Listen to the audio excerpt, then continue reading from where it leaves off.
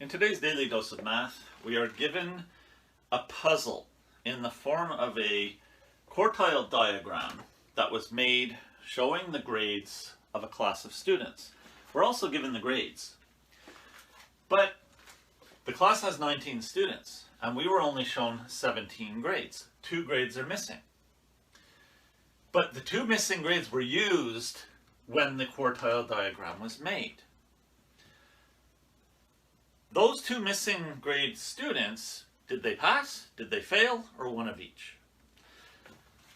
The first thing that I want to do when I'm answering this is I want to take all of the values that I do know and write them in order from smallest to largest. So I have 40, 48, 52, 54, 60, 61, 2 62s, and 63. I've got 9 values. Then we have 65, 67, 75, 82, 83, another 83, 84, and 90. Yes, that's 17 values.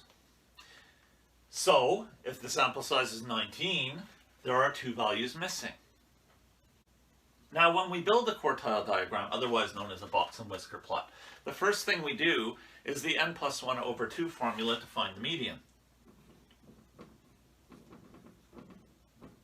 which is also Q2. We know Q2 is 65 if we know how to read a quartile diagram. n+1/2 in this case is going to be 19 plus 1 over 2, which is 20 over 2, which is the 10th value.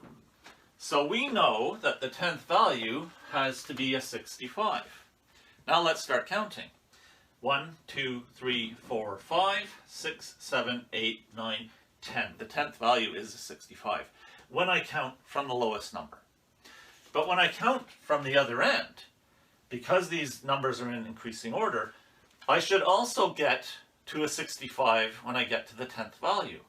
1, 2, 3, 4, 5, 6, 7, 8. And that didn't happen.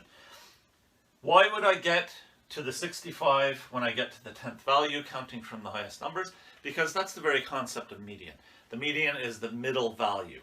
When you have 19 values, the 10th value will be in the middle one. So if you count from the bottom or from the top, when you get to the 10th value, it should be a 65. So what's happened here is it works from the bottom.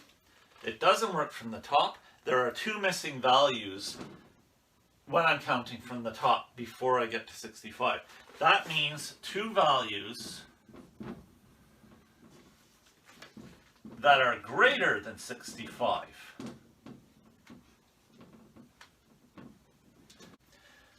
Or equal to 65. From what I know now, the 2 missing values have to both be at least 65. It's possible that one of them is another 65 besides this one. It's possible both of them are 65s besides this one.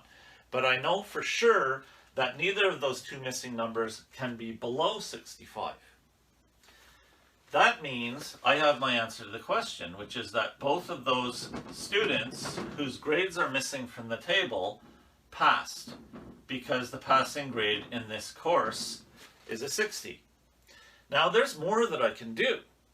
Even though I have completed answering the question, there's a little bit more I can find out about these 2 missing values, because there's also the n+1/2 formula being used again to find Q1 and Q3, the positions of Q1 and Q3. We're not counting that 10th value, the middle value, the 65, so the left side of the data, the side of the data with the smaller numbers, has 9 values. So n+1/2 will be 9 plus 1 over 2. which is 10 over 2, which is the fifth value. So Q1 has to be the fifth value. 1, 2, 3, 4, 5. It's a 60. We already knew it was going to be a 60.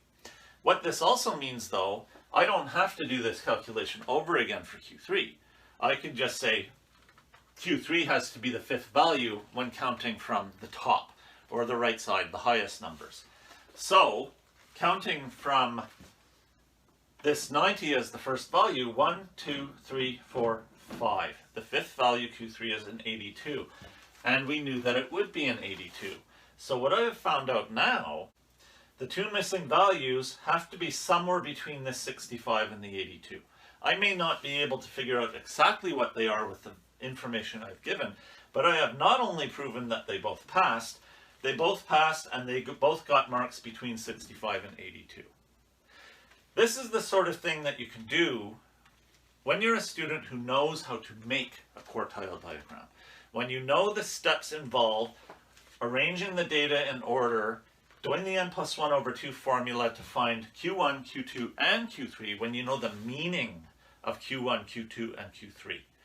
There's an awful lot that you can do to figure things out that are going on with your data, like answering a question like this one. That is today's Daily Dose of Math. Please like, subscribe, and share.